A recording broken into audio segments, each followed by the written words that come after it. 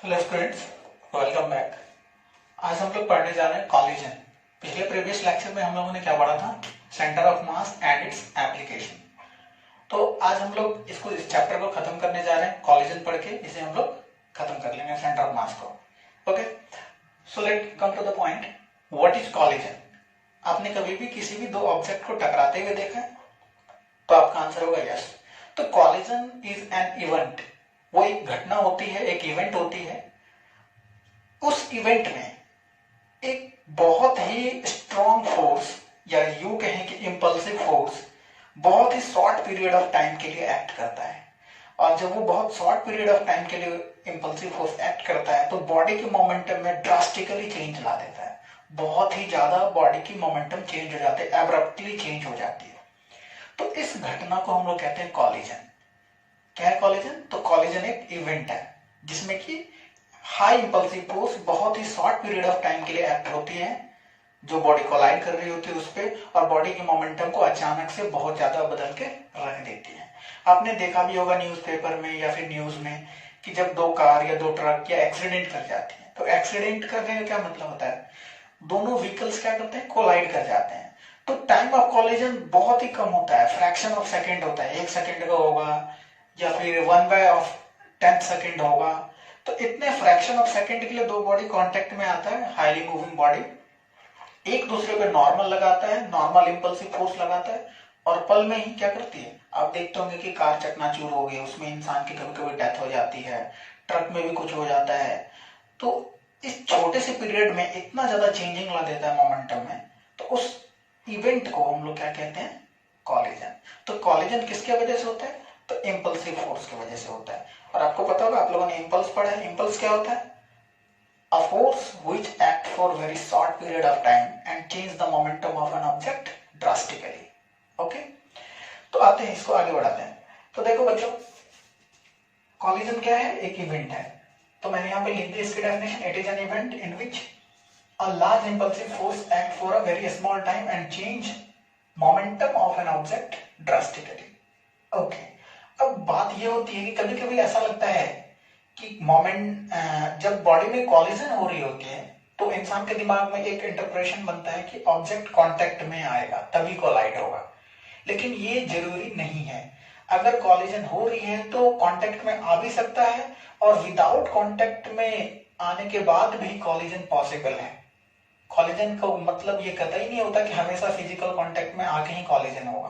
Without physical contact भी collision possible है। जैसे आपने सुना होगा अल्फा पार्टिकल स्कैटरिंग एक्सपेरिमेंट। जब हमने न्यूक्लियस में अल्फा पार्टिकल से बम्बार्ड कराया तो अल्फा पार्टिकल इस न्यूक्लियस को एग्जैक्ट टच नहीं कर पाता, क्योंकि ये भी पॉजिटिव चार्ज है, ये भी पॉजिटिव चार्ज है। तो एक सर्टेन सेपरेशन तक ये पहुंच पाता है, उसके बाद रिटर्न हो जाता है। तो न्यूक्लियस को छू नहीं पाता है, टच नहीं कर पाता है। तो इस घटना को, इस इवेंट को भी हम लोग कॉलिजन कहते हैं। तो कॉलिजन के लिए फिजिकल कांटेक्ट होना जरूरी नहीं है।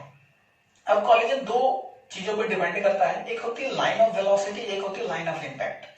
तो लाइन ऑफ वेलोसिटी किसको कहते हैं? तो ऑब्जेक्ट कॉलिजन से पहले जिस लाइन के अलोंग मूव कर रही होती है, that is the line of velocity.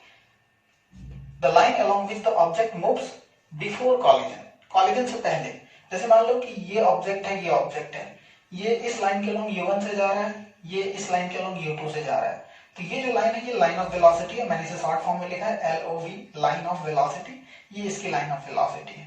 दूसरा होता है लाइन ऑफ इंपैक्ट। जब दो बॉडी टकरा जाते हैं तो टकराने के दौरान जो दोनों का कॉमन नॉर्मल डायरेक्शन होता है ना, कॉमन नॉर्मल डायरेक्शन, आपने कॉमन टेंजेंट और कॉमन नॉर्मल पढ़ा होगा। तो कॉमन नॉर्मल डायरेक्शन हम लोग क्या कहते हैं?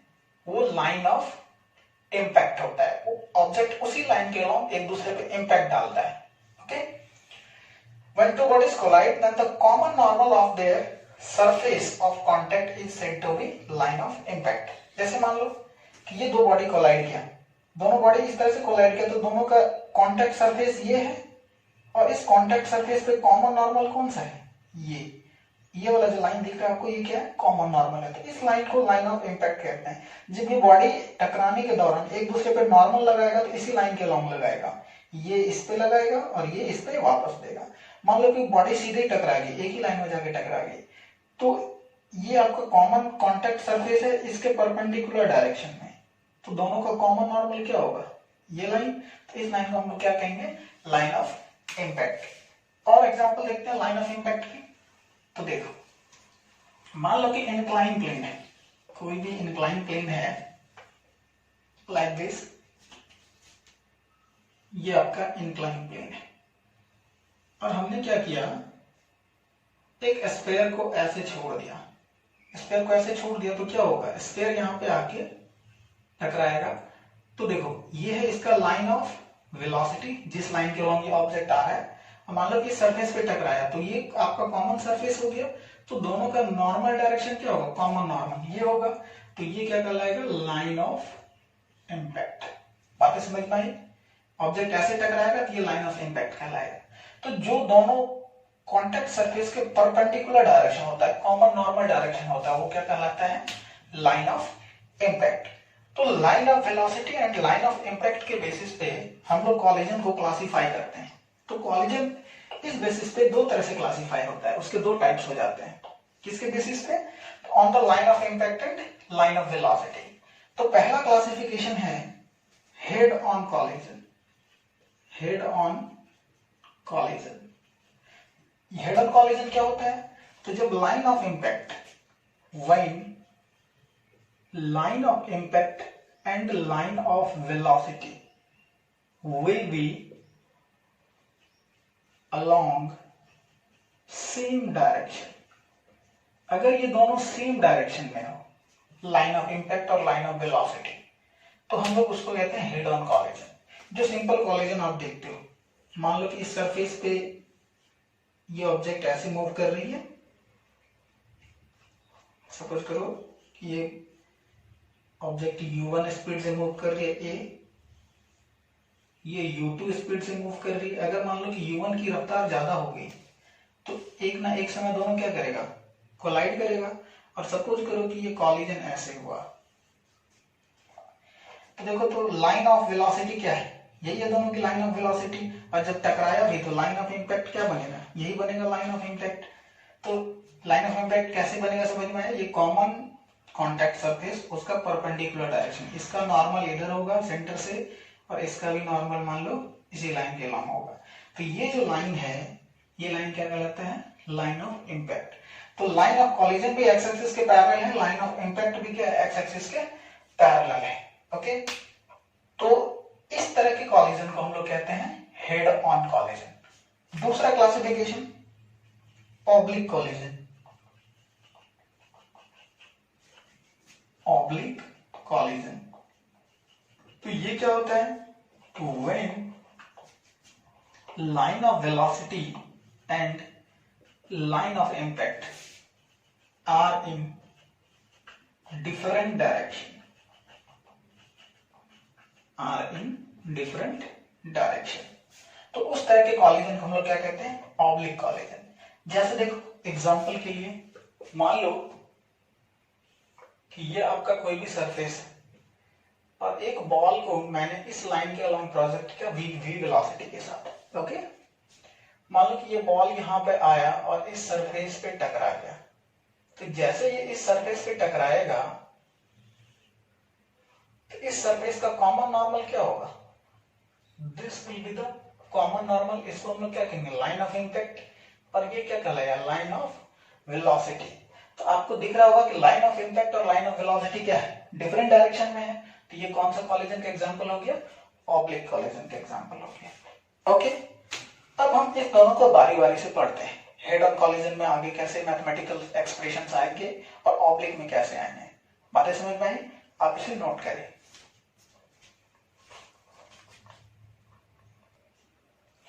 ओके, तो नेक्स्ट क्लासिफिकेशन देखते हैं on the basis of energy.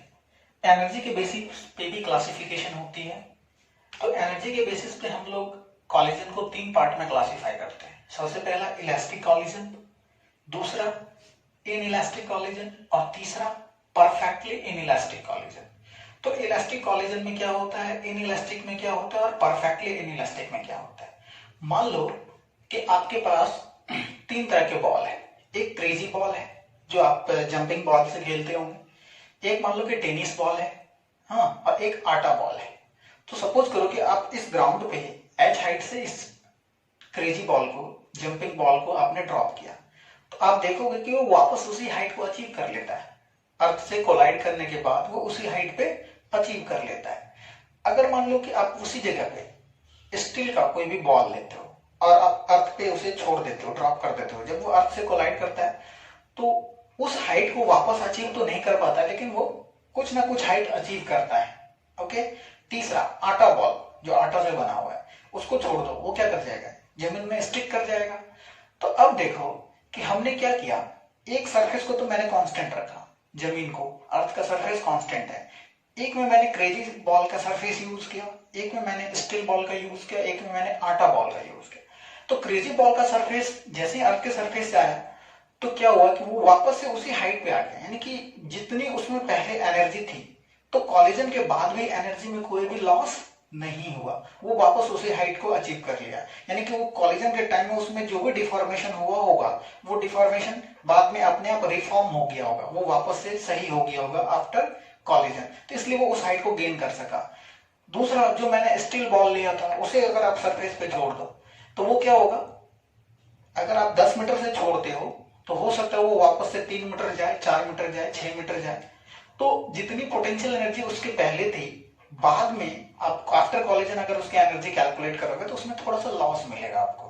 तो इसका मतलब कि बॉडी पार्शियली क्या किया है, डिफॉर्म कर दिया, यानी कि जो भी काइनेटिक एनर्जी वो टकराने से जस्ट पहले उसके पास था, उसमें से कुछ पोर्शन ऑफ एनर्जी जब वो कोलाइड किया होगा तो डिफॉर्म कर गया होगा, तो उस डिफॉर्मेशन पोटेंशियल एनर्जी में कन्वर्ट हो गया होगा। तो वापस उसके पास काइनेटिक एनर्जी जब वो टकरा के वापस आएगा तो काइनेटिक एनर्जी क्या हो जाएगी, उसके पास कम हो जाएगी। तो इस तरह के कॉलिजन को हम लोग क्या कहते हैं, इनइलास्टिक कॉलिजन। और जो कंप्लीट, मान लो कि आपने छोड़ा और वो जाके स्टिक कर गया, चिपक गया, तो सबसे ज्यादा एनर्जी लॉस किसमें होगा, थर्ड वाले में। तो थर्ड वाले में जो परफेक्टली इनइलास्टिक कॉलिजन होता है, उसमें जब दो बॉडी टकराती है दोनों एक दूसरे से स्टिक कर जाती है, स्टिक करने के बाद हो सकता है वो रुक जाए या फिर साथ साथ मूव करना शुरू कर देती है। तो इस केस में, सबसे लास्ट वाले केस में क्या होता है, एनर्जी की लॉस मैक्सिमम होती है, तो उसको हम लोग क्या कहते हैं, परफेक्टली इनइलास्टिक कॉलिजन। आइए, तो मैंने यहाँ पे लिख भी दिया है, classification on the basis of energy. Okay, तो इलास्टिक कॉलिजन या परफेक्टली इलास्टिक कॉलिजन, इसमें क्या होता है, काइनेटिक एनर्जी कंजर्व रहता है, यानी कि जिस हाइट से आप बॉडी को छोड़ दो वापस से वो उसी हाइट को गेन कर लेगा। तो काइनेटिक एनर्जी कंजर्व हो गया, इसका मतलब no loss of energy in form of deformation potential energy, मतलब बॉडी टकराने के बाद अगर डिफॉर्म हुआ भी होगा तो अपने आप को रिफॉर्म कर लिया और कोई भी एनर्जी की लॉस नहीं किया in the form of deformation. Okay. तीसरा, momentum remains conserve, momentum conserve रहेगा। आप मान लो कि अर्थ पे आपने इस बॉल को छोड़ा, तो ड्यूरिंग कॉलिजन अगर मैं अर्थ और इस बॉल को एक सिस्टम मान लूं, तो इस बॉल पे नॉर्मल इधर लगेगा और ये बॉल भी अर्थ पे नॉर्मल इधर देगा, तो देखो ये दोनों क्या हो जाएंगे, कैंसिल हो जाएंगे, तो नेट फोर्स 0 है, तो मोमेंटम क्या रहेगा, कंजर्व। ओके। दूसरा, इनइलास्टिक कॉलिजन में इसमें क्या होता है, when body got deform after collision partially, थोड़ा सा डिफॉर्मेशन होता है इसमें, तो काइनेटिक एनर्जी लॉस करता है, लेकिन इस केस में भी मोमेंटम कंजर्व है, क्योंकि आपका नेट फोर्स सिस्टम पे हमेशा 0 होगा। जब भी दो बॉडी कोलाइड किया, मान लो कि ये ऑब्जेक्ट कोलाइड किया, ये इस पे नॉर्मल लगाया, ये इस पे नॉर्मल लगाया, अगर मैं इस दोनों को सिस्टम मान लूं तो नेट एक्सटर्नल फोर्स 0 है। और अभी हम लोग जस्ट प्रीवियस लेक्चर में पढ़े थे कि नेट एक्सटर्नल फोर्स 0 होने का ये मतलब है कि सिस्टम की मोमेंटम ऑलवेज क्या रहेगी, कंजर्व रहेगी। ओके, तो इस केस में भी मोमेंटम कंजर्व रहेगा, लेकिन ये डिफॉर्मेशन की वजह से थोड़ी सी एनर्जी की लॉस होगी। परफेक्टली इनइलास्टिक कॉलिजन में body can not reform, reformation समझते हो, यानी कि अगर उसकी शेप थोड़ी सी गड़बड़ होगी, चेंज होगी, तो वो वापस से अपने शेप में आ जाता है, उसको रिफॉर्मेशन कहते हैं। तो बॉडी अपने आप को रिफॉर्म नहीं कर पाएगा, and got stick to it, जिस सरफेस से वो टकराएगा उस सरफेस में चिपक जाएगा। तो इस केस में maximum loss of kinetic energy होता है। ओके, और मोमेंटम इस केस में भी कंजर्व होता है, यानी कि इस तीनों केसेस में मोमेंटम कंजर्व होगा। ओके, आप इसे नोट करें, फिर हम लोग वन बाय वन देखते हैं। ओके, तो नेक्स्ट हम लोग देखते हैं कोएफिशिएंट ऑफ रेस्टिट्यूशन। तो कोएफिशिएंट ऑफ रेस्टिट्यूशन क्या होता है, तो जैसे मैंने एग्जांपल दिए थे कि 3 अलग अलग बॉल लेके और अर्थ पे छोड़ा था, तो कौन से बॉल किस हाइट पे जाएगा वो निर्धारित करता है कोएफिशिएंट ऑफ रेस्टिट्यूशन। यानी दो सरफेस अगर कांटेक्ट में आया तो उस दोनों सरफेस की नेचर क्या है, इस नेचर पे डिपेंड करेगा कि बॉल कितना डिफॉर्म कर पाएगा और कितना वो पार्शियली डैमेज हो पाएगा। ओके, अब जैसे मैंने आटा बॉल छोड़ा था, तो आटा बॉल क्या हो गया, कंप्लीट डिफॉर्म हो जाता है और स्टिक कर जाता है, तो उसकी सरफेस अलग थी। मैंने क्रेजी बॉल को छोड़ा तो उसकी सरफेस अलग थी, तो वो क्रेजी बॉल वहां से अपने आप को डिफॉर्म करके वापस आ गया था। मैंने स्टील बॉल यूज की थी, तो स्टील बॉल में थोड़ी सी डिफॉर्मेशन आई होगी, थोड़ी सी एनर्जी वो वेस्ट किया होगा। तो ये कौन से ऑब्जेक्ट कितना एनर्जी वेस्ट करेगा, कितने हाइट को वापस से अचीव करेगा, या उसकी वेलोसिटी में कितनी चेंजिंग आएगी, ये डिपेंड करता है nature of surfaces between two object. तो मैथमेटिकली कोएफिशिएंट ऑफ रेस्टिट्यूशन उसी को डिनोट करता है। अगर कोएफिशिएंट ऑफ रेस्टिट्यूशन ज्यादा है मतलब बॉडी अपने आप को रिफॉर्म कर लेगा इजीली। ओके, तो it depends upon the nature of two surfaces which are in contact. Mathematically इसे एक्सप्लेन करते हैं, it is the ratio of impulse of reformation. Impulse को जे वेक्टर से दिखाते हैं, इसलिए मैंने सबस्क्रिप्ट में जे आर लिखा है, R for reformation, divided by impulse of deformation. अब ये रिफॉर्मेशन क्या होता है, डिफॉर्मेशन क्या होता है, तो जब बॉडी टकराएगी तो डिफॉर्म होगा, और डिफॉर्म होने के बाद उसी थोड़े से समय में वो अपने आप को वापस से रिफॉर्म भी करता है। तो impulse of reformation divided by impulse of deformation will be the coefficient of restitution. तो आते हैं हम लोग हेड ऑन कोलिजन में, तीनों टाइप के जो एनर्जी बेसिस पे कोलिजन है, इलास्टिक, इनइलास्टिक, परफेक्टली इनइलास्टिक, यानी वन डायमेंशनल कोलिजन हम लोग देखते हैं। ओके, तो देखो जैसे मान लो लेट कर लेते हैं कि दो तरह की गेंदें हैं, ए और इसकी रफ्तार है u1, ओके, दूसरा है b और इसकी रफ्तार है u2, इसका नाम है b, और हमने क्या माना है u1 is greater than u2। तो जब पीछे वाले की वेलोसिटी ज्यादा होगी तो ये क्या करेगा, कुछ देर बाद टकरा जाएगा। तो ये जो सिचुएशन है ना, ये बिफोर कॉलिजन की सिचुएशन है। कब की है, बिफोर कॉलिजन। अब मान लो कि जब दो बॉडी टकरा जाएगा, मान लो कि दोनों टकरा गया, कुछ ना कुछ पोर्शन क्या होता है, बॉडी की डिफॉर्म हो जाती है। कौन सा पोर्शन डिफॉर्म होगा, तो जो कांटेक्ट में आता है, लाइक दिस। तो देखो ये हो गया आपका during collision, during collision. Okay, तो ये भी ए, ये भी बी। तो जब ये दोनों टकराएंगे तो ये इस पे नॉर्मल लगाएगा इस डायरेक्शन में, और ए इस पे नॉर्मल लगाएगा इस डायरेक्शन में, दोनों एक दूसरे पे नॉर्मल लगाएंगे, लेकिन देखो नेट फोर्स क्या होगा, जीरो। ओके, अब आगे देखो, मान लो कि टकराने के बाद यानी कि ड्यूरिंग कॉलिजन ऐसी सिचुएशन थी, अब बॉडी अपने आप को रिफॉर्म कर लेता है, और रिफॉर्म करके इसकी रफ्तार बदल के v1 हो जाती है, क्योंकि इस पे अगर फोर्स लगा, आप इंडिविजुअली इसकी डायग्राम देखो, अगर आप ए की डायग्राम देखो तो ए पे फोर्स लग रहा है, तो ये नॉर्मल फोर्स और जितने भी टाइम के लिए वो क्या करेगा, कोलाइड करेगा। तो फोर्स इनटू टाइम मैंने क्या पढ़ा था आपको, इंपल्स। तो इस तरह के नॉर्मल इंपल्सिव फोर्स क्या होगी, इसकी जो मोमेंटम है, ये जो ऐसे जा रहा था और इस पे फोर्स इधर से लगा, अपोजिट डायरेक्शन में लगा, तो इसकी मोमेंटम को क्या कर देगा, चेंज कर देगा।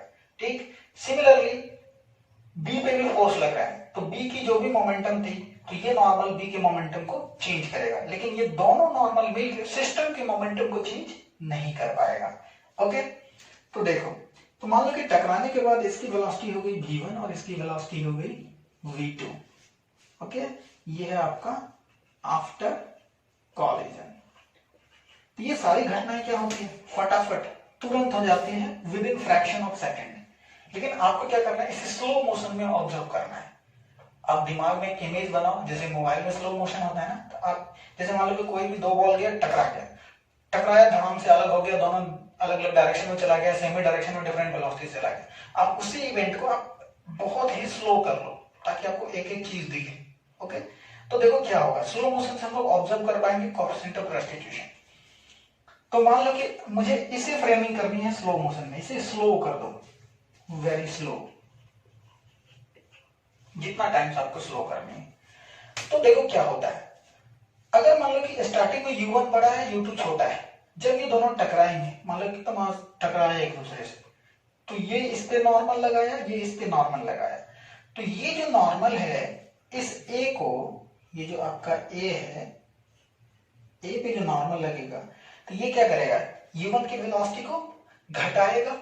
ओके, u1 की वेलोसिटी को घटाएगा और b पे जो लग रहा है आपका, b पे, इस पे जो नॉर्मल लग रहा है, ये क्या करेगा, b की वेलोसिटी को बढ़ाएगा, क्योंकि जो भी वेलोसिटी थी फोर्स के डायरेक्शन में फोर्स लगा है, तो ये b की वेलोसिटी को बढ़ाएगा।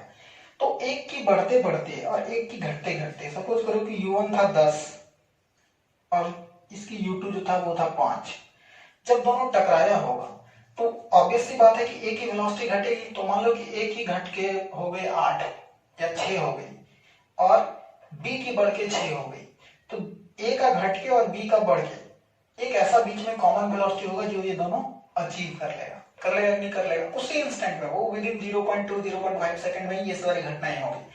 तो एक ऐसा समय आएगा कि जब ये और ये क्या कर लेगा, सेम वेलोसिटी अचीव कर लेगा। तो सेम वेलोसिटी जब अचीव कर लेगा तो मान लो कि ये दोनों ऑब्जेक्ट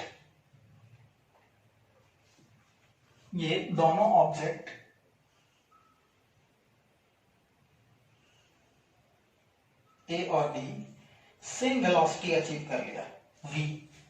तो देखो, तो जब एक बॉडी एक दूसरे में घुसेंगे कब तक, एक दूसरे को कब तक डिफॉर्म करेंगे, जब तक दोनों की वेलोसिटी सेम ना हो जाती है। याद करो, मैंने स्प्रिंग प्रॉब्लम भी कराया था, 2 ब्लॉक था, तो स्प्रिंग के बीच में मैक्सिमम कंप्रेशन कब तक होता था, जब तक दोनों की वेलोसिटी सेम ना हो जाए, तभी तक एक दूसरे को कंप्रेस कर पाता था। तो सेम सिचुएशन यहाँ भी सोचो कि ये ऑब्जेक्ट एक दूसरे में कब तक घुसेंगे, जब तक दोनों की वेलोसिटी सेम ना हो जाए। तो जब तक दोनों की वेलोसिटी सेम ना हो जाए तब तक क्या होंगे, दोनों एक दूसरे को डिफॉर्म कर रहे होंगे। अब आगे सिचुएशन क्या होगा कि इसकी तो लगातार घट रही है और इसकी बढ़ रही है, तो जब ये कॉमन वेलोसिटी अचीव कर लेगा तो उसके बाद थोड़ी ना रुक जाएगा कि हमें कॉमन वेलोसिटी ही रखनी है, नहीं, ये तो परफेक्टली इलास्टिक कोलिजन की पहचान ही नहीं है। तो क्या होगा कि ये अपनी वेलोसिटी को और बढ़ा लेगा और ये अपनी वेलोसिटी को और घटा लेगा, और जैसे ही b की वेलोसिटी बढ़ गई और a की घट गई तो b आगे निकल जाएगा और a भी अलग हो जाएगा। तो जब a अलग हो जाएगा b से, तो उस केस में एक अलग होने के दौरान ही क्या कर रहा होगा, अपने आप को रिफॉर्म कर रहा होगा। अब ये कितना रिफॉर्म कर पाएगा, ये ऑब्जेक्ट के प्रॉपर्टी पे डिपेंड करता है, उसके नेचर ऑफ सरफेस पे डिपेंड करता है कि कौन सा सरफेस एक दूसरे से टकराया है। ओके, ये दोनों अगर आटा बॉल होता तो दोनों चिपक लेता, दोनों में रिफॉर्मेशन नहीं हो पाती। तो बातें समझ में आ रही है कि ये जो सिचुएशन है, आप यूं कह लो कि जब तक कॉमन वेलोसिटी अचीव नहीं करता तब तक डिफॉर्म हो रहा है, और जैसे ही इसकी वेलोसिटी कॉमन वेलोसिटी से चेंज होगी, बी की बढ़ जाती है और ए की घट जाती है, तो वहां से दोनों सेपरेट होना शुरू हो जाता है। तो जब वो दोनों सेपरेट होने लगता है तो उस केस में वो रिफॉर्म कर रहा होता है। जब दोनों कॉमन वेलोसिटी अचीव कर रहा होता है तो उस ड्यूरेशन में एक दूसरे को डिफॉर्म कर रहा होता है, एक दूसरे को मतलब उसकी कॉन्फ़िगरेशन को बदल रहा होता है। बातें समझ में आई? अब कितना रिफॉर्म और कितना डिफॉर्म, ये ऑब्जेक्ट के प्रॉपर्टी पे डिपेंड करेगा। ओके, आगे बढ़ते हैं। तो जैसे देखो,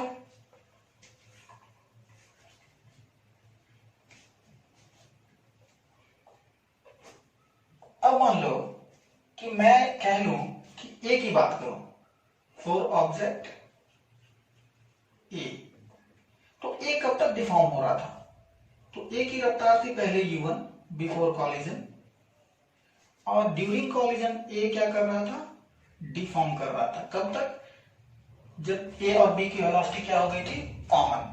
तो यहां से अगर मैं यहां तक की सिचुएशन देखूं तो इस सिचुएशन में क्या हो रहा था, डिफॉर्मेशन हो रहा था दोनों ब्लॉक का। अब बी का भी बनाओगे तो बी भी, इधर मैं ब्लॉक बी के लिए बनाता हूं, फोर ब्लॉक बी या फोर ऑब्जेक्ट बी, ऑब्जेक्ट ही लिखो। तो बी में क्या था, u2 वेलोसिटी के साथ जा रहा था, ओके, और बी भी रिफॉर्म कर लिया, अपने आप को रिफॉर्म कर लिया, मतलब सॉरी, अपने आप को डिफॉर्म कर लिया। तो ये हो गया आपका, और इसने भी क्या, कौन सी वेलोसिटी अचीव करी, कॉमन वेलोसिटी दी। जब तक दोनों की कॉमन वेलोसिटी है, दोनों एक दूसरे में क्या कर रहे हैं, डिस्टर्ब कर रहे हैं, एक दूसरे में घुस रहे हैं।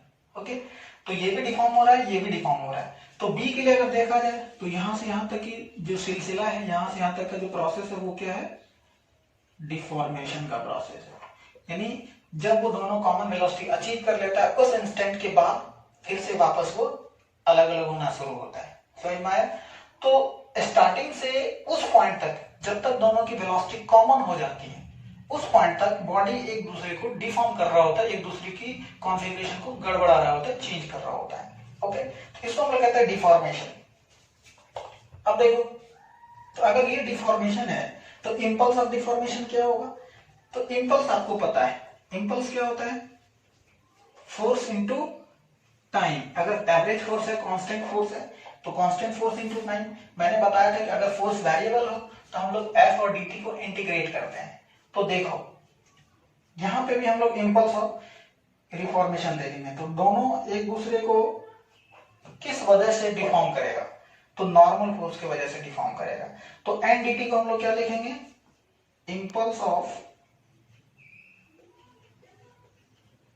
डिफॉर्मेशन लिखेंगे। तो देखो अब इंपल्स ऑफ डिफॉर्मेशन लिखेंगे और इसी को हम लोग क्या लिख सकते हैं? Change in momentum. याद होगा आपको? तो हम लोग सीधे सीधे क्या करते हैं कि चेंज इन मोमेंटम निकालते हैं। ओके, तो इंपल्स ऑफ डिफॉर्मेशन में जेडी इज इक्वल टू, इस बॉडी में डिफॉर्मेशन हुई है तो इसकी हमें इंपल्स ऑफ डिफॉर्मेशन निकालनी है। ओके, तो देखते हैं डिफॉर्मेशन, इंपल्स ऑफ डिफॉर्मेशन। तो मान लो कि इसकी रफ्तार u1 थी और इसकी v हो गई। अब देखो मैं एक बात और बताना चाहूंगा कि ये जो मैंने तीनों सिचुएशन दिया, before collision, during collision, after collision, तीनों केसेस में मोमेंटम क्या रहेंगे? सेम रहेंगे। आपको मोमेंटम, आप मोमेंटम कंजर्वेशन क्या कर सकते हो? स्टार्टिंग से किसी भी पॉइंट तक लगा सकते हो, क्योंकि सब केस में क्या है? नेट एक्सटर्नल फोर्स 0 है। तो मैं अब अपनी मोमेंटम कंजर्वेशन से क्या करता हूं? इसमें इंपल्स ऑफ डिफॉर्मेशन और इंपल्स ऑफ रिफॉर्मेशन ऑब्टेन करता हूं। तो देखो इस बॉडी की मोमेंटम कितनी से चेंज हुई? तो इंपल्स ऑफ डिफॉर्मेशन, मैं ए की डिफॉर्मेशन निकाल रहा हूं, तो change in momentum, final momentum A की, मास मान लो m1, ओके, इसकी मास m1 और फाइनल वेलोसिटी मान लो v, जो कॉमन वेलोसिटी है। और इनिशियल मोमेंटम कितना था? तो m1 u1, ओके। तो this will give you the impulse of deformation. Okay, उसी तरह आप सोचोगे कि सर आपने ए का निकाला, बी में भी तो डिफॉर्मेशन हुआ, तो दोनों की इंपल्स ऑफ डिफॉर्मेशन सेम आएगी, तो आप बी से भी निकाल सकते हो, फॉर बी। तो बी के लिए क्या होगा इंपल्स ऑफ डिफॉर्मेशन? तो फाइनल मोमेंटम बी का मान लो m2v, इसकी मास m2 मान लो, minus m2u2, final momentum minus initial momentum, change in momentum will give you the impulse of deformation. तो आप चाहे इस सेकंड ऑब्जेक्ट की इंपल्स ऑफ डिफॉर्मेशन निकालो या फर्स्ट ऑब्जेक्ट की, इंपल्स ऑफ डिफॉर्मेशन सेम आएगा। ओके, किसी एक ऑब्जेक्ट में देख लो कि कहां से कहां तक डिफॉर्म हुआ है, उसकी चेंजिंग मोमेंटम आप फाइंड कर लो। नेक्स्ट रिफॉर्मेशन देखते हैं। ओके, तो रिफॉर्मेशन देखते हैं। रिफॉर्मेशन कहां से कहां तक होगा? तो कॉमन वेलोसिटी v से लेके जब ऑब्जेक्ट अपनी वेलोसिटी रिफॉर्म करके v1 कर लेगा, तो ए के लिए v2 v1 ऑब्टेन करना, यहां से यहां तक का जो टाइम होगा वो क्या होगा? रिफॉर्मेशन का टाइम होगा, ये अपने आप को ठीक कर रहा होगा। ओके, ये इसी तरह b की भी कॉमन वेलोसिटी, जब तक कॉमन वेलोसिटी दोनों ने अचीव किया था, दोनों एक दूसरे को डिफॉर्म कर रहा था, अब ये अपनी वेलोसिटी बदल के v2 कर लिया और अपने आप को रिफॉर्म भी कर लिया, तो यहां से यहां तक क्या है? रिफॉर्मेशन। तो देखो इंपल्स ऑफ रिफॉर्मेशन क्या लिख सकते हो? इस बॉडी से भी निकाल सकते हो, ए से भी और बी से भी। ए के लिए फाइनल मोमेंटम क्या? m1 v1 और इनिशियल m1 v, ये क्या दे देगा आपका? Impulse of reformation. यहां पे भी आप jr लिख सकते हो, m2 v2 minus m2 v। तो आप चाहे बॉडी बी के लिए निकालो या ए के लिए निकालो, दोनों के लिए इंपल्स ऑफ रिफॉर्मेशन क्या होगा? सेम होगा। अब आते हैं एक्चुअल फॉर्मूला पे। तो ये हो गया आपका इंपल्स ऑफ रिफॉर्मेशन, किसी भी ऑब्जेक्ट से निकालो, बी से निकालो या ए से निकालो। आगे देखो,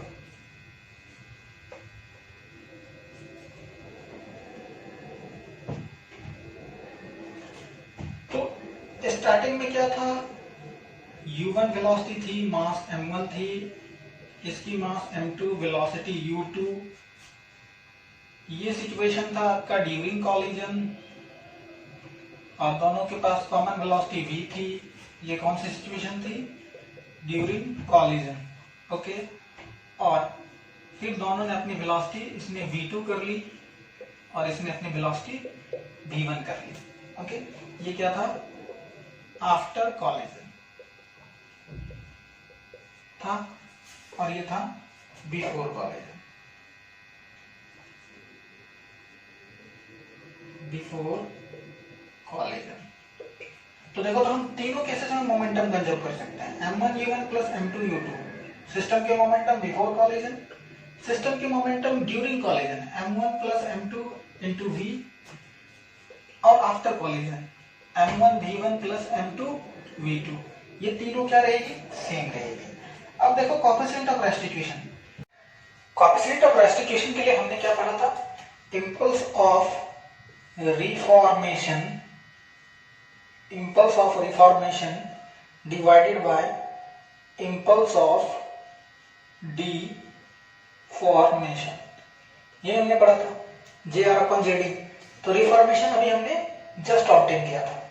तो किसी भी एक ऑब्जेक्ट का ले लो, तो m1 v1 minus m1 v divided by impulse of deformation m1 v minus m1 u1। अब देखो m1 कट जाएगा, v1 minus v upon v minus u1। अब क्या करना है आपको, v की वैल्यू पुट करनी है, क्योंकि हमें इस v की वैल्यू पता नहीं होती है, हमें v1 v2 u1 u2 पता होती है। ओके, तो पुट v इक्वल्स यहां से m1 u1 plus m2 u2 divided by m1 plus m2, इस दोनों को मैंने इक्वल कर लिया। v को जैसे ही यहां पे पुट करोगे इस इक्वेशन में, तो आपको क्या मिलेगा, then you get t equals v2 minus v1 upon u1 minus u2। This is the coefficient of restitution. अब v2 माइनस v1 को हम लोग कहते हैं वेलोसिटी ऑफ सेपरेशन, किस वेलोसिटी के साथ दोनों सेपरेट हो रहा है एक दूसरे के रिस्पेक्ट में। और u1 माइनस u2 को क्या कहते हैं हम लोग, वेलोसिटी ऑफ अप्रोच। तो v1 minus v2 is equal to क्या हो जाएगा, वेलोसिटी ऑफ सेपरेशन, और u1 माइनस u2 क्या हो जाएगा, वेलोसिटी ऑफ अप्रोच। तो कोएफिशिएंट ऑफ रेस्टिट्यूशन को वेलोसिटी के टर्म में भी डिफाइन कर सकते हैं, velocity of separation upon velocity of approach. Okay, note कीजिए।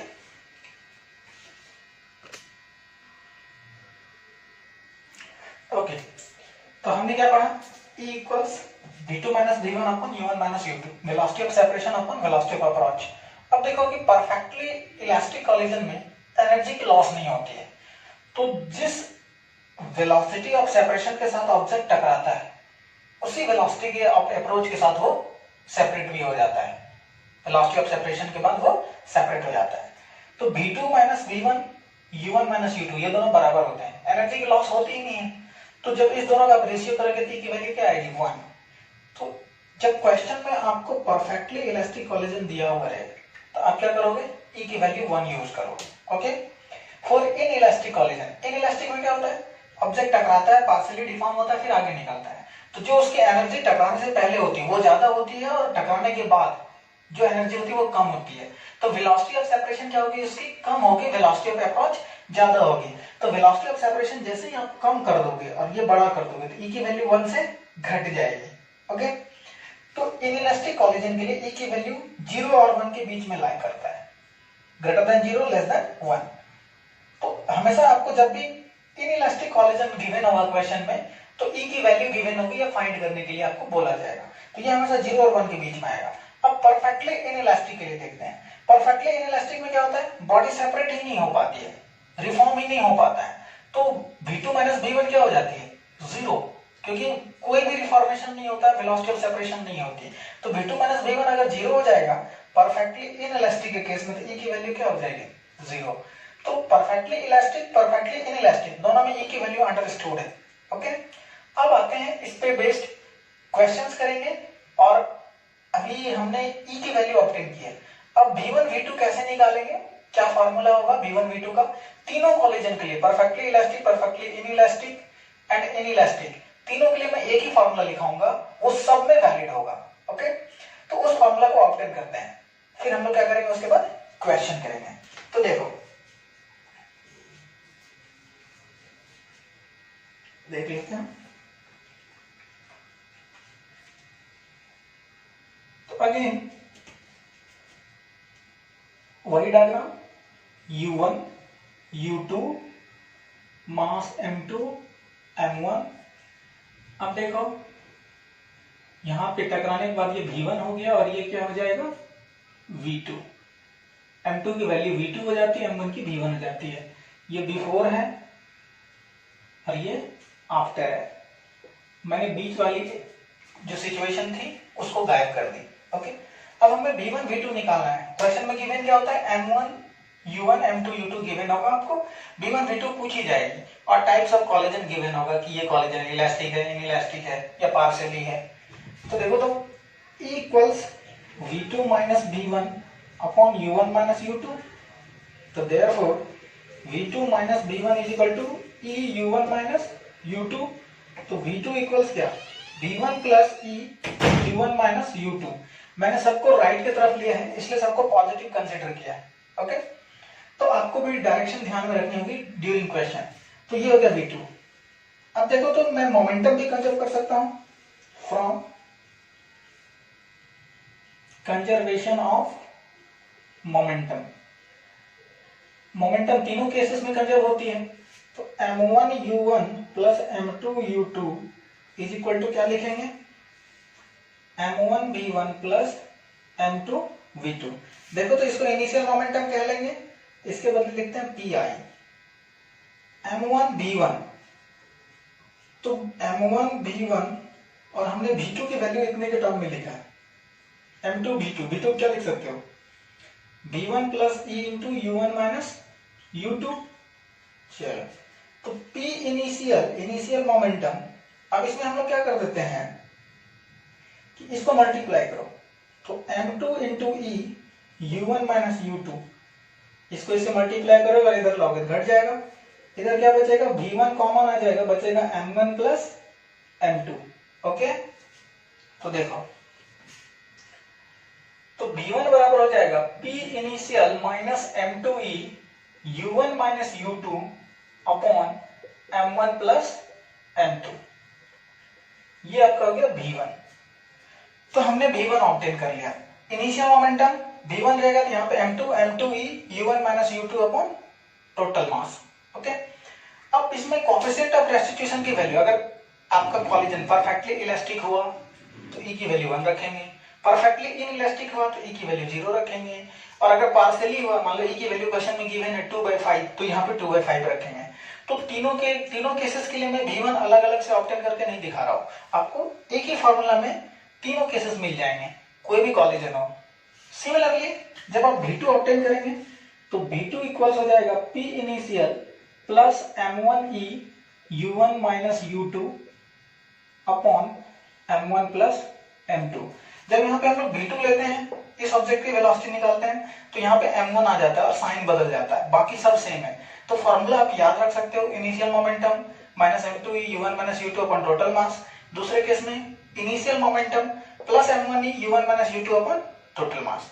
तो E की वैल्यू अलग अलग होगी, तो V2 भी क्या होगा, अलग अलग होगा। तो हमने V1 और V2 ऑब्टेन कर लिया। ओके, अब देखो, इस पे बेस्ड क्वेश्चन करते हैं।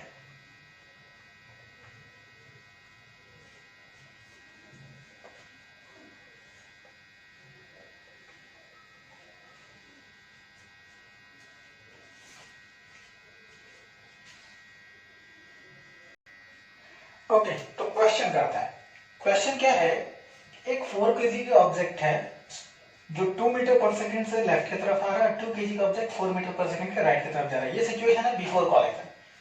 जब ये दोनों टकरा गया, टकराने के बाद की जो सिचुएशन है, 2 kg लेफ्ट की तरफ 2 मीटर पर सेकंड से जा रहा है, 4 kg की वेलोसिटी नहीं पता, मान लेते हैं V2 उधर की तरफ जा रहा है। ओके, ये आफ्टर कोलिजन है। अब क्वेश्चन में पूछ रहा है फाइंड V2, इसकी वेलोसिटी क्या होगी after collision, coefficient of restitution क्या होगा। तो जैसे E की वैल्यू पूछ रहा है, इसका मतलब कोई भी कोलिजन हो सकता है। परफेक्टली इलास्टिक होती तो E की वैल्यू 1 हो जाती, तो ऐसा कुछ नहीं होगा, और ना ही परफेक्टली इनइलास्टिक होगा। अगर परफेक्टली इनइलास्टिक होता, दोनों की वेलोसिटी जो होती वो कॉमन होती, कोई भी सेपरेशन नहीं होता, वेलोसिटी ऑफ सेपरेशन। तो क्या है, ये पार्शियली इलास्टिक है यानी कि इनइलास्टिक है, तो इसलिए ई की वैल्यू पूछा गया है। JD and J are, find JD and J are, deformation का इंपल्स पूछा है और रिफॉर्मेशन का पूछा है। Find the loss of energy. इतने सारे क्वेश्चंस है जो मैंने सीखा है वो सबको यहाँ पे क्या कर देना है, अप्लाई कर देना है। तो देखो मोमेंटम को कंजर्व तो मैं कभी भी कर सकता हूँ, किसी भी स्टेप में कर सकता हूँ। तो इनिशियल मोमेंटम देखो 2 into 4, ये पॉजिटिव, इसकी मोमेंटम नेगेटिव, तो कितने हो गया, तो 2 into 4 minus 8 is equal to 2 2 जा 4 plus 4 into v2, initial momentum final momentum. तो ये क्या हो गया आपका, खत्म हो जाएगा 0, तो 4v2 is equal to -4, therefore v2 is equal to -1 metre पर सेकेंड। समझ में आ गई बात?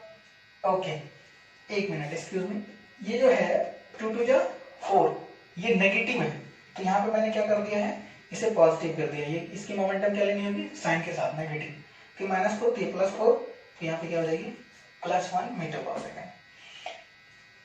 अब देखो कि इसकी फाइनल वेलोसिटी पता चल गई कि ये इधर किससे जाएगा, 1 मीटर पर सेकेंड से। अब कोएफिशिएंट ऑफ रेस्टिट्यूशन पूछा है, तो E इक्वल्स क्या होता है, v2 minus v1 upon u1 minus u2।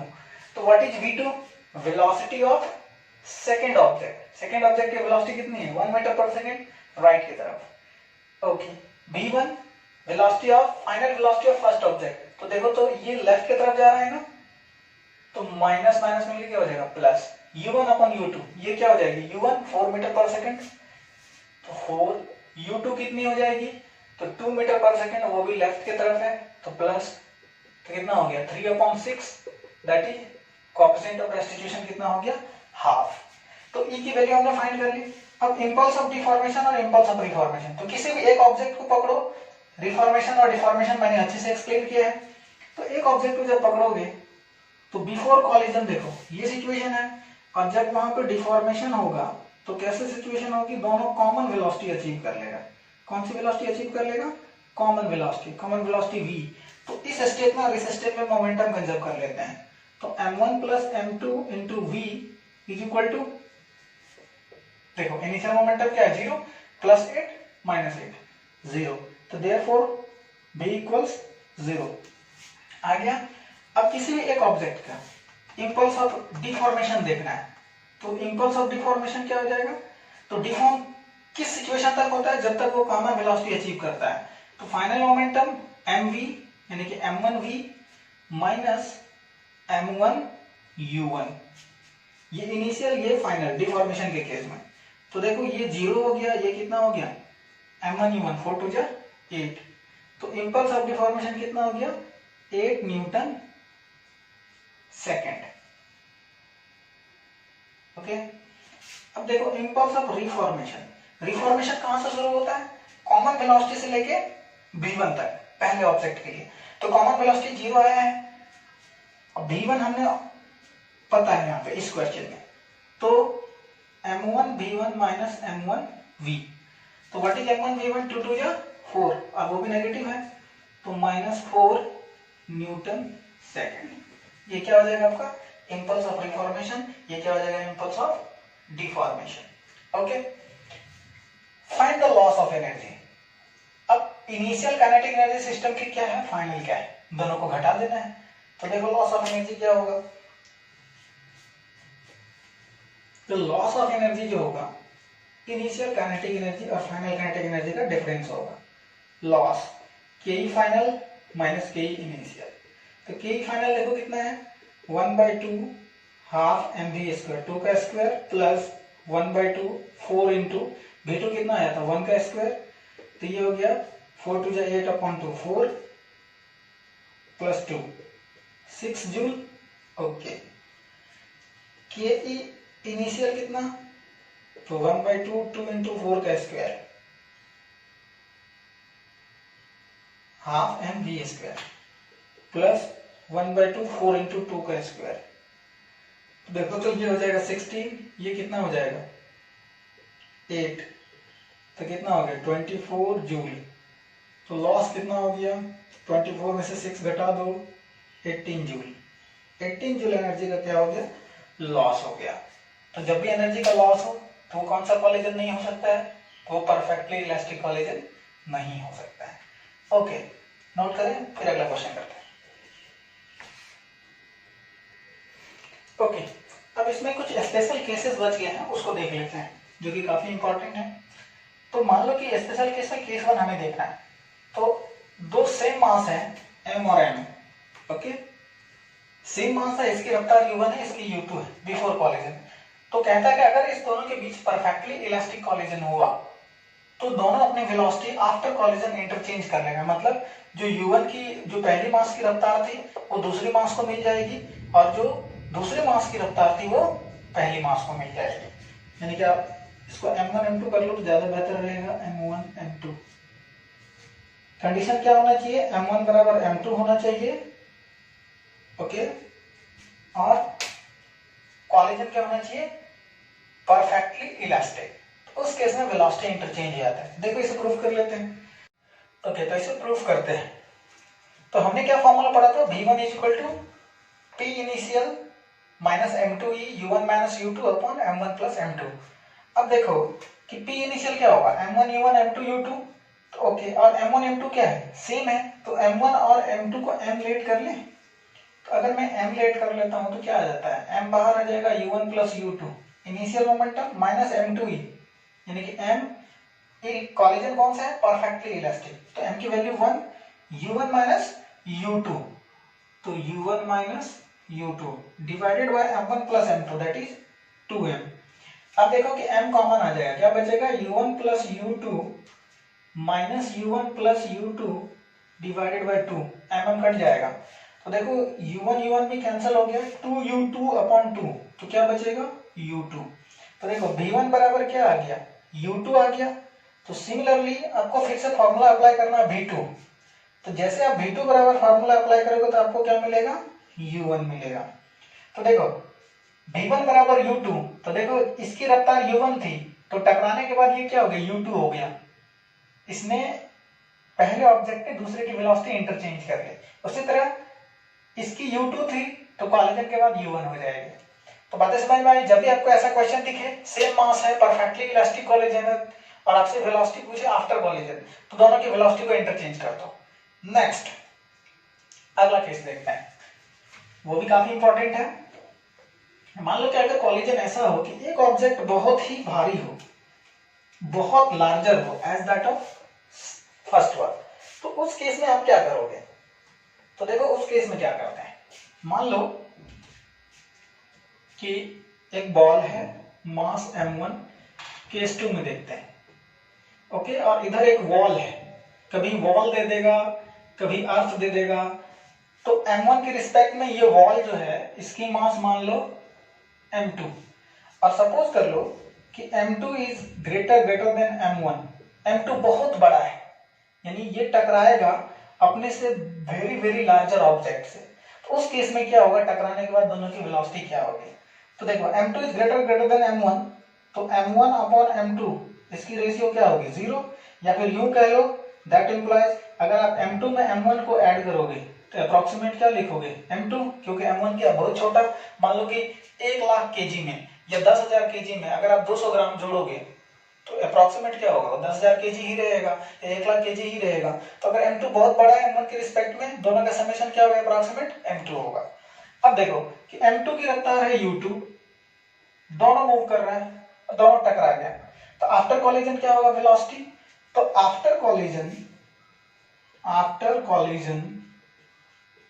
The velocity of wall remains same. Collision के बाद वॉल की वेलोसिटी क्या रहेगी, सेम रहेगी, इसमें कोई भी फर्क नहीं पड़ेगा। आप अगर किसी भी पत्थर को दीवार में मारते हो या किसी भी बॉल को वॉल में मारते हो तो वॉल थोड़ी ना मूव करने लगता है। तो वॉल की वेलोसिटी अगर मान लो कि इसे मैं इमेजिनरी मान रहा हूं कि ये u2 के साथ जा रही है, तो इसकी वेलोसिटी भी क्या रहेगी, कांस्टेंट रहेगी, यानी कि इस m1 के टकराने से इसमें कोई फर्क नहीं पड़ेगा। तो कैसे नहीं पड़ेगा, तो प्रूफ कर लेते हैं, सिंपल सी बात है। तो टकराने के बाद इसकी वेलोसिटी क्या हो जाएगी, v2, तो v2 इक्वल हमने क्या पढ़ा है, p initial plus m1e u1 minus u2 upon m1 plus m2। तो p इनिशियल देखो तो क्या हो जाएगा, ओके, तो हमने क्या पढ़ा, V2 equal to P initial m1e u1 minus u2 upon m1 plus m2। अब देखो पी इनिशियल क्या हो जाएगा, m1 u1 m2 u2, m1 u1 m2 u2 plus m1e u1 minus u2 divided by m1 plus m2। तो देखो तो m1 plus m2, अब m2 क्या है, बहुत बड़ा है, तो m1 में अगर m2 जोड़ेंगे तो क्या बचेगा, सिर्फ m2 बचेगा। ओके, तो देखो V2 इज इक्वल टू, अब इसको अलग अलग कर लो तो m1 upon m2 into u1, फिर यहाँ पे क्या हो जाएगा m2 u2 upon m2। Okay, फिर यहाँ पे हो जाएगा m1 m2 e u1 minus u2। अब आप अप्रोक्सीमेशन लगाओ, m1 अपॉन m2 की वैल्यू क्या, 0, तो ये 0 हो जाएगी, ये कट जाएगा, ये भी 0 हो जाएगी। तो देखो तो v2 इज इक्वल टू क्या हो गया, u2, यानी पहले भी वेलोसिटी u2 था और टकराने के बाद भी एज इट इज है। ओके, अब आप इस केस में क्या करोगे, इसकी वेलोसिटी एज इट इज रहेगी, ये इंपॉर्टेंट पॉइंट था। अब इसकी वेलोसिटी क्या होगी टकराने के बाद, तो फिर से आप फॉर्मूला लगा लो, कोई भी कॉलिजन हो तो v1 की वैल्यू क्या हो जाएगी, तो v1 is equal to P initial minus m2e u1 minus u2 upon m1 plus m2।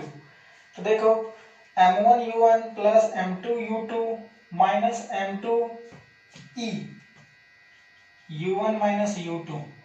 अब फिर से आप क्या करोगे, m1 प्लस m2 आपका क्या हो जाएगा, m2। ओके, तो देखो m1 u1 अपॉन m2, यहाँ पे m2 m2 कट जाएगा, क्या बचेगा u2, m2 m2 कट जाएगा, क्या बचेगा e into u1 minus u2। ये टर्म क्या हो जाएगा, 0, क्योंकि m1 बाय m2 का रेशियो 0। तो v1 हो जाएगा u2 minus u1 minus u2 into e, ये सेकेंड बॉल की वेलोसिटी हो जाएगी। ओके, नोट कीजिए। ओके, नेक्स्ट देखते हैं। अर्थ के केस में क्या होता है कि अगर किसी अर्थ पे किसी भी ऑब्जेक्ट को छोड़ो तो टकराने के बाद उसकी वेलोसिटी क्या हो जाएगी, चाहे कोई भी कॉलिजन हो, कोएफिशिएंट ऑफ रेस्टिट्यूशन के टर्म में लाते हैं। तो मान लो कि h हाइट से इस ऑब्जेक्ट को m मास का ऑब्जेक्ट को छोड़ा गया u रफ्तार के साथ, या छोड़ो इसे ड्रॉप कर दिया गया,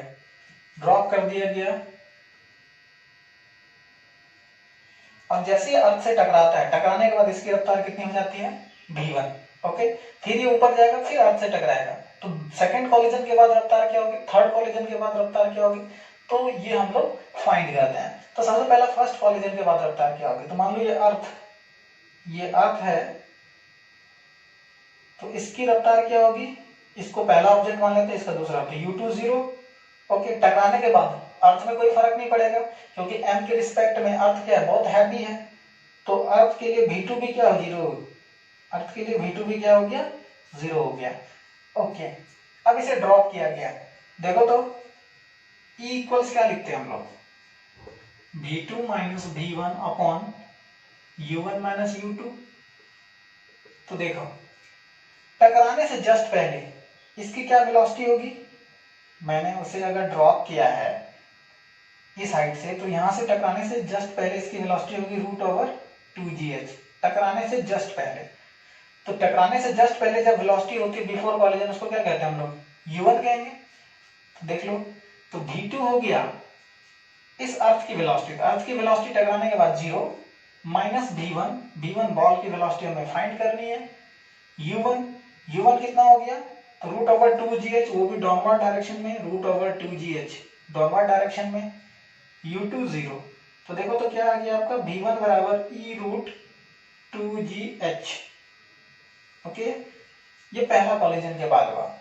अब मान लो कि फिर ऊपर गया, फिर वापस आया, तो जिस वेलोसिटी से ये ऊपर जाएगा उसी वेलोसिटी से वापस आएगा। तो सेकंड केस में देखते हैं,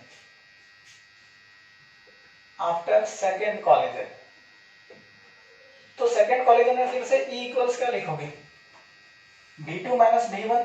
तो v2 0, अर्थ में कोई भी फर्क नहीं पड़ने वाला है, v1 निकालना है हमें सेकंड कॉलिजन के बाद। Okay, u1 minus u2। तो अब ये सेकंड केस में इस रफ्तार के साथ नीचे आएगा, क्योंकि जैसे पहली बार टकराया तो इस रफ्तार से ऊपर गया, तो अब वापस जब आएगा तो इस पोजीशन पे फिर से उतना रफ्तार गेन कर लेगा। तो उसके लिए कितना हो जाएगा, ये e इंटू √2gh और u2 0। तो फिर से देखो, और ये नेगेटिव में होगा, तो फिर से देखो V1 इज इक्वल टू कितना आ गया, E square root over 2GH। तो सेकेंड कॉलिजन के बाद कितना हो गया, ई स्क्वायर आ गया। तो थर्ड कॉलिजन में कितना हो जाएगा, आफ्टर थर्ड कॉलिजन, तो आफ्टर थर्ड कॉलिजन हो जाएगा V1 बराबर E cube root over 2GH and so on. तो आपसे जितनी कॉलिजन के बाद वेलोसिटी पूछेगा तो बस हमें क्या करना है, ई की वैल्यू, ई की एक्सपोनेंट को बढ़ाते जाना है। ओके, नेक्स्ट देखते हैं। कभी कभी पूछ देता है कि बताओ टोटल कितना डिस्टेंस ट्रेवल करेगा nth कॉलिजन के बाद, तो कैलकुलेट करते हैं।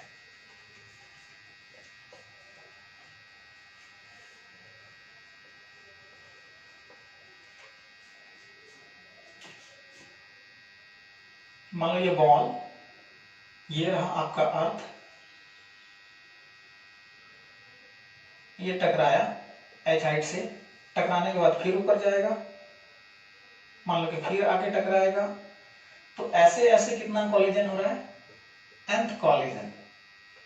तो देखो अगर हमसे पूछा जाए कि sum of distance travel in nth collision, तो क्या करोगे। तो देखो पहले कॉलिजन में h डिस्टेंस ट्रेवल करेगा, ओके। सेकेंड कॉलिजन के बाद ये कितना हाइट तक पहुंच पाएगा, तो मैक्सिमम हाइट क्या होता है, u स्क्वायर अपॉन 2g। तो जैसे हमने पहली बार इसे कोलाइड किया तो अब इसकी वेलोसिटी कितनी होगी, e into root over 2gh हो जाएगी, ओके। तो ये इसकी वेलोसिटी होगी आफ्टर फर्स्ट कॉलिजन। तो फर्स्ट कॉलिजन के बाद वो कितने हाइट पे पहुंच पाएगा, तो v1 स्क्वायर अपॉन 2g, ठीक है। फिर मान लो कि वो वापस लौटा सेकेंड कॉलिजन में, फिर वहां से वापस लौटेगा, तो इसलिए हम इसको क्या कर देते हैं, दुगना कर देते हैं, कर दें, ओके। सेकेंड कॉलिजन के बाद क्या होगा, फर्स्ट कॉलिजन के बाद इतना हुआ, सेकेंड कॉलिजन के बाद हो जाएगा 2 into v2 square upon 2g and so on 2 into vn square upon 2g।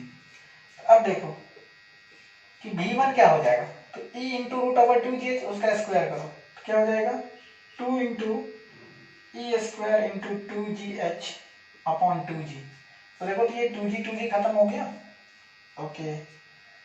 अब यहाँ पे 2 इंटू v2 बदले क्या लिखोगे, अगले केस में ई स्क्वायर होगा, तो v2 बदले E square root over 2gh का whole square upon 2g and so on 2 into E to the power n root over 2gh का whole square upon 2g।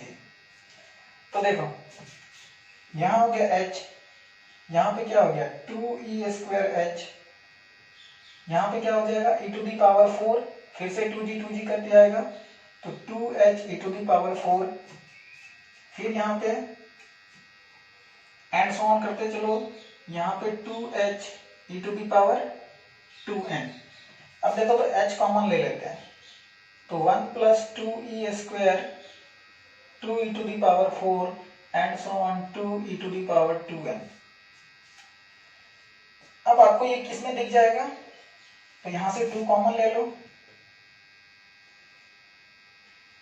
1 plus 2e square common ले लो, तो 1 plus e square plus e to the power 4 e to the power 2n minus 2। अब देखो आपको ये क्या मिल गया, जीपी में मिल गया, तो ज्योमेट्रिक प्रोग्रेशन का समेशन आपको आता है, यहां से आप क्या कर सकते हो, जीपी लगा सकते हो, तो आपको क्या मिल जाएगा, टोटल हाइट मिल जाएगा। ओके, आज के लिए इतना ही, आगे फिर नेक्स्ट वीडियो में देखते हैं। थोड़ा सा ऑब्लिक कॉलिजन बच गया है, अब कुछ इलस्ट्रेशन वो मैं नेक्स्ट वीडियो में करवा दूंगा। आज के लिए इतना ही, थैंक यू।